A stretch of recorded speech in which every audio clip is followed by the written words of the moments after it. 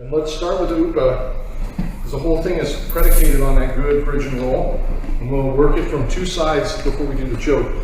From the bottom person's perspective to make sure that the bridge and roll is perfect, and from the top person's perspective to counter with the side mount classic cross collar choke. If you do the bridge and roll mechanically correct, perfectly, it should be impossible for someone to stay on top of you without defending from the waist down. Okay? In other words, if I'm on top, no matter how big they are, okay? So I'm on top of Todd, I put my hand in the collar, he grabs it. If he does the bridge and roll mechanically correct from here, if I don't use my leg, meaning put my foot up for side mount or drop down and sprawl from the waist down, there's nothing I should be able to do to stay on top, because being able to post with your hand won't work. That's kind of the magic of this particular movement, if you do it right, right? If he does this and it fails, and I haven't defended from the waist down, I either broke the connection somehow, or there's something mechanically wrong with his movement. So once you learn to do this perfect, you're forcing the other person to have to respond with their lower body. They don't have a choice, right? They're not gonna be able to stay on top of you by posting. So first thing we're gonna do is just make sure we have it. So I have him bridge. I'm gonna try and stay on top, but using my hand and my head.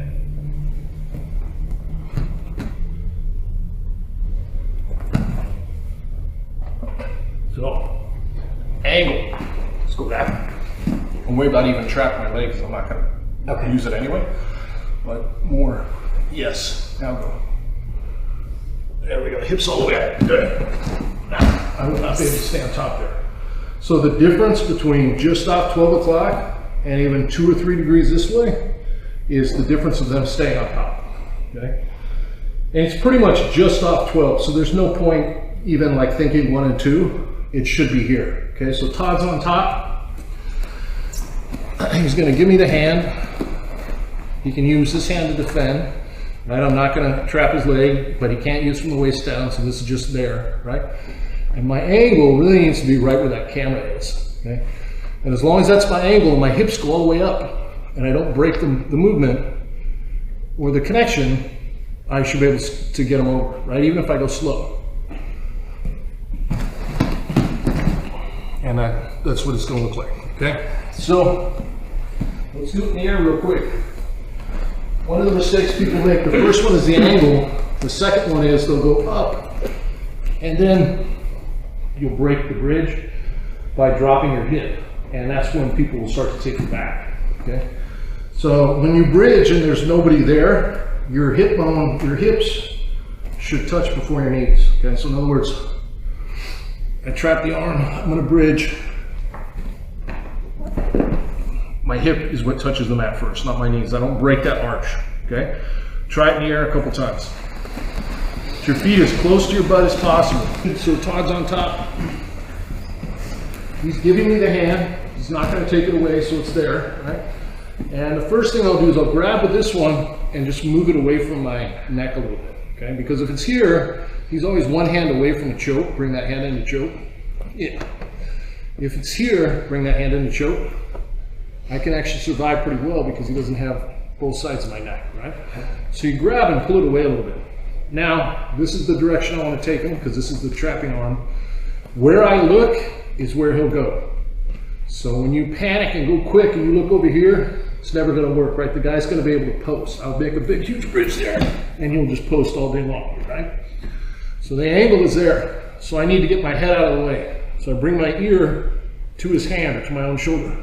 And then I look where I want to go. My eyeballs stay there until I roll Todd over.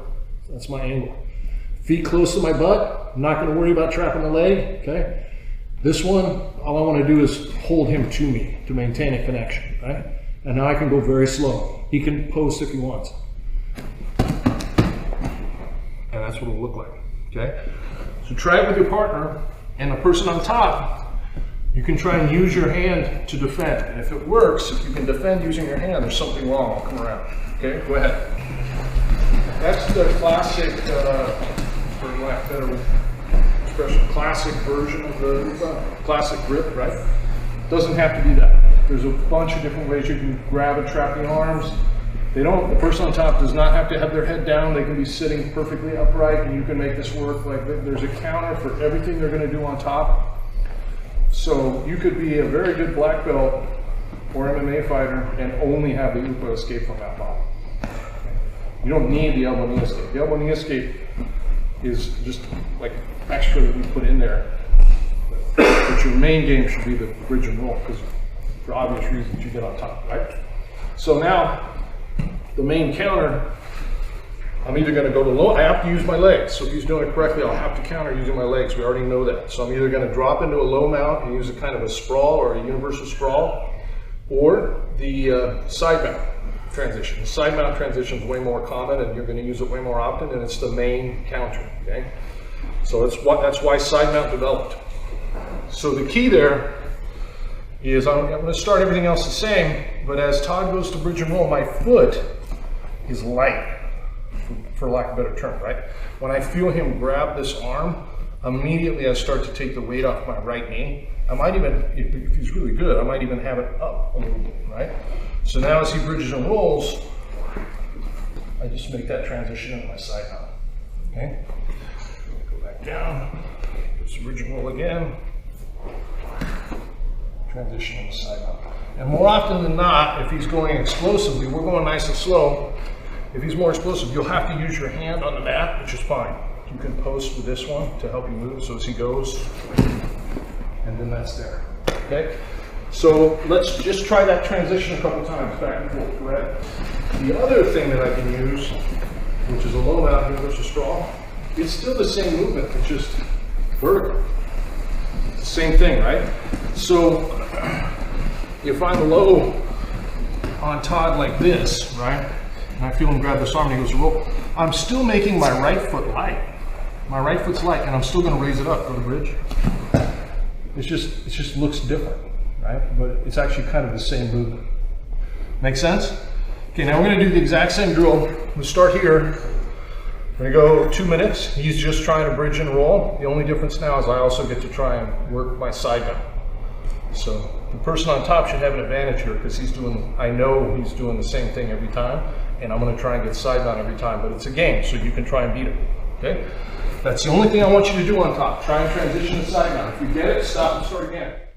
Thanks for watching. Make sure you subscribe, hit the bell for frequent updates, because we're updating this every week, and make sure you comment and like and share our videos. We appreciate it, and we definitely try and respond to all the comments. And if you like what we're doing and you like the material, check out SBG University, SBGU, and you're going to see a ton more in much greater depth than what you see here on YouTube. Thank you very much.